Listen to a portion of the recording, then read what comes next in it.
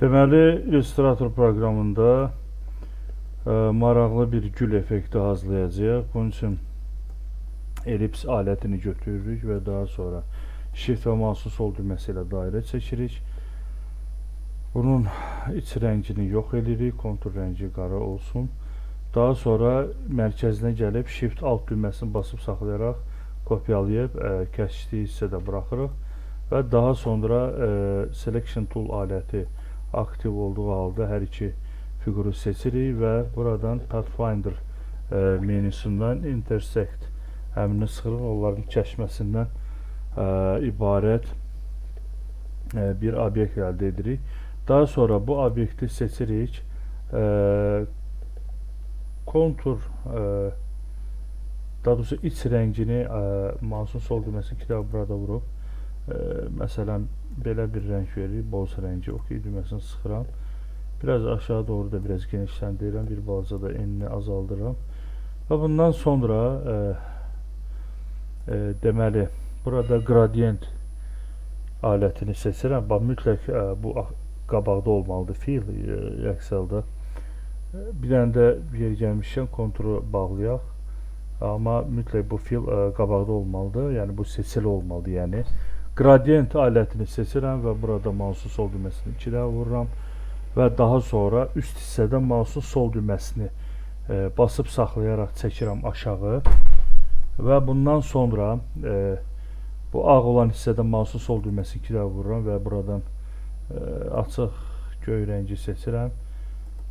Daha sonra bir qədər də bunu aşağıya doğru edirəm, açıq olsun.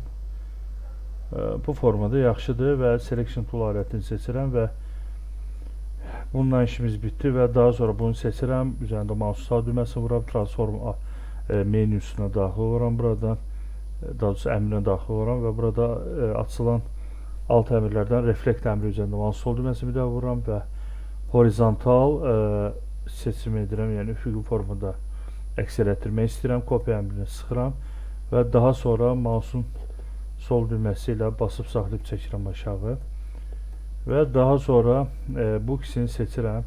Klaviaturadan Ctrl-C və Ctrl-F düymələrini basıb kopyalayıram.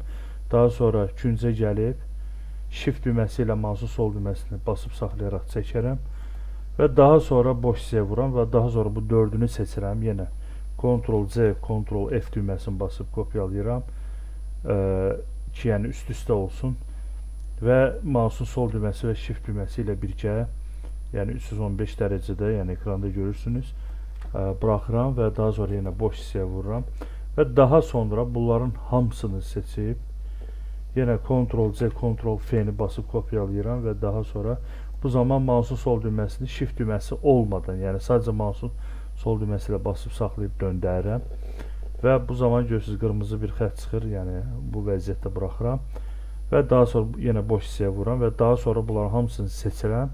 Seçdikdən sonra Window menüsünə daxil oluram. Burada Transparency, yəni şəffaflaşdırma panelini açıram və buradan Screen seçirəm və daha sonra boş hissəyə vururam və maraqlı bir gül effekti əldə etmiş olduq və daha sonra bunların hamısını seçib qruplaşdırıram və daha sonra seçib həm üfüqi həm də şaquli mərkəzləşdirirəm bu formada.